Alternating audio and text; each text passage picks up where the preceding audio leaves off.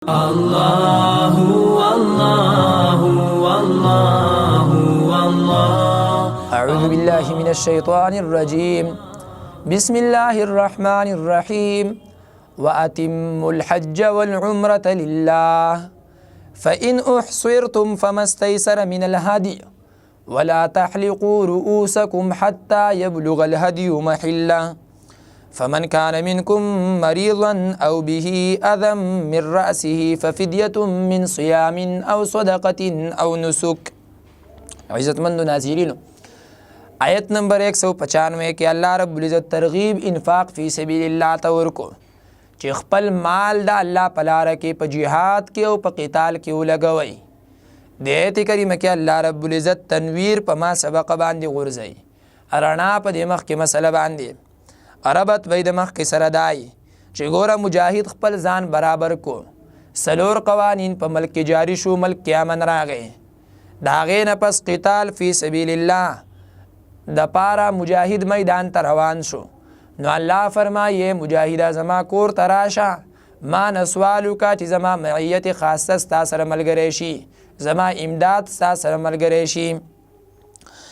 بله خبره دا ازده کا چې خلاصه د ایسې واتم الحجنا 196 آیت نه راواخله تر آیت نمبر 215 پورې دویمه حصه ده. دویم باب دی د دې حصې د درېمې حصې د سورة البقرې د قتال فی سبیل الله چې هغه درېمه حصه ده د سورة البقرې د دې دویم باب دی او په دې کې مضمون د حج او د عمرې بیانېږي او د هغې متعلق 15 احکام. اولنی حکم د احصار پایت نمبر 196 کې، دویم حکم پایت نمبر 197 کې او هغې ته ویل کېږي وقت الحج. دریم حکم پایت نمبر 198 کې هغه وقوف د مزدلفه او څلورم حکم پایت نمبر 199 کې هغه حکم د وقوف د عرفات او پنځم حکم هغه پایت نمبر 200 کې هغه حکم د مینا دا احکام د مینا ذکر کوي. او بیا په 200 او 201 کې د حاجیانو دو قسمونه او 204 او 207 کې بیا نور قسمونه د حاجیانو او بعضی مفسرین وایي چې دغه قسمونه بیا د نورو خلکو دي. او بیا ترغیبات دي انفاق فی سبیل الله ته او جهاد ته آیت نمبر 208 کې، آیت نمبر 213 کې، آیت نمبر 214 کې او په 210 او 212 کې تخویفات دي. واتم الحج والعمرة لله او پورا کوي حج او عمرې لره خاص د رضا د الله د پاره، د الله د رضا د پاره حج او عمرې پورا کوي. فإن احصرتم دا حکم د احصار دی، پس که چرته ایثار کړی شي تاسو، بند کړی شي تاسو د حج او د عمرې نه، فما استیسر من الهدي پس هغه چې آسان وي تاسو ته د قربانۍ نه، نو بیا به قرباني کوئ او دې ته دم احصار ویلی کېږي.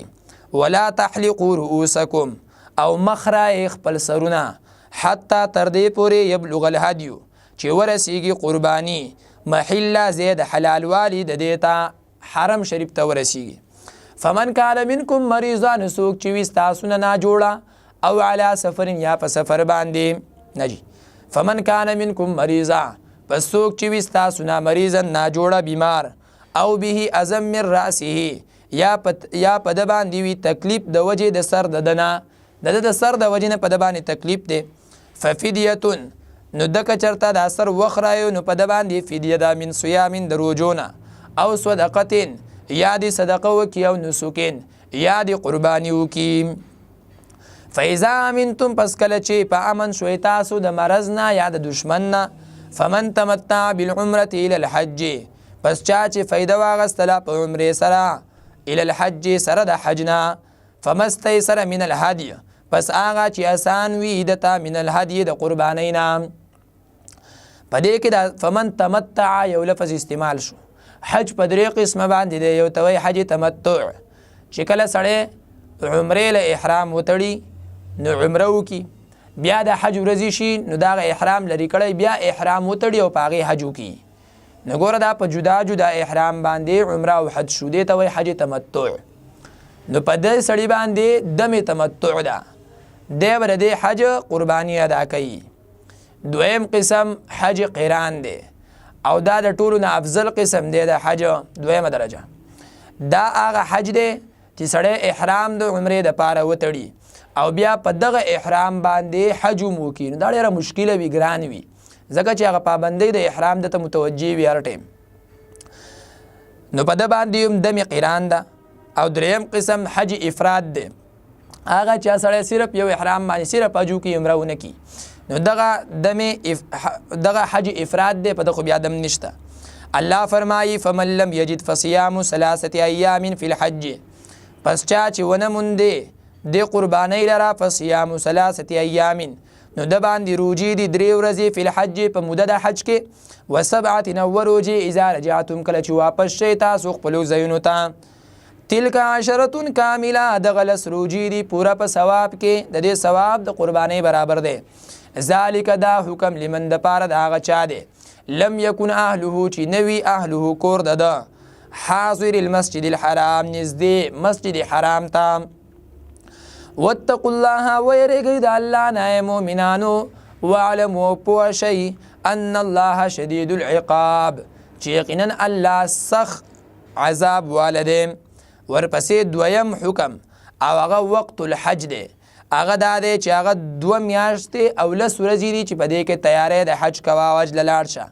الحج اشهر معلومات، حج فرض دی په میاشتو مقررو کې، یا معنی بدای چې حج د پاره میاشتې مقررې دي چې هغه 2 میاشتې او 10 ورځې دي، او هغه شوال، ذوالحجه او د ذوالقعدې اولې 10 ورځې. په دې 2 میاشتو کې ورله تیاری کوه، او هغې نه پس بیا د 10 ورځو کې حج دی، تقریبا 8 مینه شروع کیږي.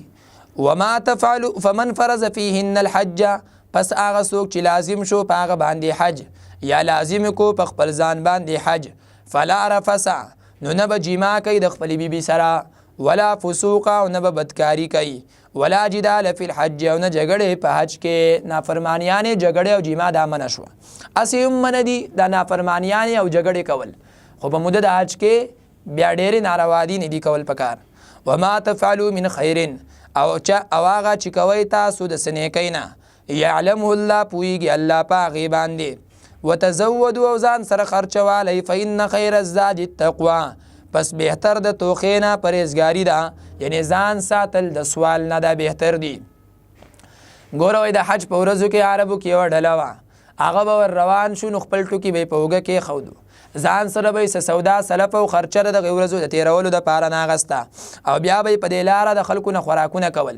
نو چې چا به ورته وي تاسو څوک یې، وایي موږ متوکلین یو، موږ په خدای توکل کړی دی، پښتانه وایي موږ په خدای توکل کړی دی، او ځان پې سپارلی دی، موږ به ساتي. الله وی داسې مه کوئ، تقوا وایي دې ته چې ځان د سوال نه بچ کې، دا غوره دي، دا بهتره توخه ده، بهتر سامان دی. الله وی ځان سره خرچې والی، بیا حج له لاړ شئ. نو بیا عمر رضی الله عنه یو ورځ راغی، نو یې فرمایل چې دا څوک دی چې د خلکو سره کینی او ډوډۍ خوراکونه تې خوري او د بل په خرچې باندې حجونه کوي؟ هغوی وی چې دا متوکلین دي. عمر رضی الله عنه وی دا متوکلین نه دي، بلکې دا متاکلین دي، دا خو خوړونکي دي، دا ډوډۍ پرسته خلک دی. واتقوني، او ځان بچ کوي او ویریږئ زمانه، یا اولی الالباب، ای خاوندانو د عقل. الله وی زمانه ویریږئ ای خالص عقلمندو خلکو. لیس علیکم جناح، حاجی حج لتلی دی او فارغ شو، نو که ځان له تجارت کوي، الله وی دا جایز دي، نشته څه قسمه ګناه په تاسو باندې. ان تبتغوا، دا چې ولټوئ تاسو فضلا فضل من ربکم، د طرفه د رب ستاسو نه. فاذا افضتم من عرفات، پس کله چې واپس شئ تاسو د عرفات نه، د ډیرۍ د عرفات نه، فاذکروا الله، نو یادوئ الله لره عند المشعر الحرام، پخوا د مزدلفه کې، دې ته وقوف د مزدلفې وی، او دا هغه دریم حکم دی. هلته بیا الله یادوئ. واذکروه کما هداکم، او یادوئ الله لره څنګه چې ښودنه کړې ده الله تاسو ته، په هغه طریقه الله یادوئ کومه طریقه چې تاسو ته ښودلې ده. وان کنتم من قبله لمن الضالین، او اگر چې وای تاسو مخکې د تعلیم د الله نه خامخا د ناخبرونه، ضلالت په ډېرو معنو باندې راځي، او دلته په معنا د ناخبرو باندې دی، د تغافل په معنا باندې دی چې تاسو ناخبره وئ. ثم افیضوا من حیث افاض الناس، وقوف عرفات څلورم حکم بیانوي. یوه ډله وه چې هغوی به ځان ته معتبر وي او عرفات کې وفات شو، نه به راکوزېدل، دې ته یې نیکي وي. الله وایي داسې نیکي خو نه ده چې تاسو هلته بیا ناست یې او مزدلفې ته نه راځئ، بیا راکوزېږئ د هغه ځای نه په هغه شان چې راکوزېږي خلک د هغې نه، یا د هغه ځای نه راکوزیږئ کوم ځای نه چې خلک راکوزیږي یا په هغه شان راکوزیږئ په کوم شان چې نور خلک راکوزیږي واستغفر الله او بخنه غواړئ د الله نه د خپلو ګناهونو ان الله غفور رحیم یقینا الله بخنه کوونکی او رحم کوونکی دی واخر دعوانا ان الحمد لله رب العالمین الله الله الله الله الله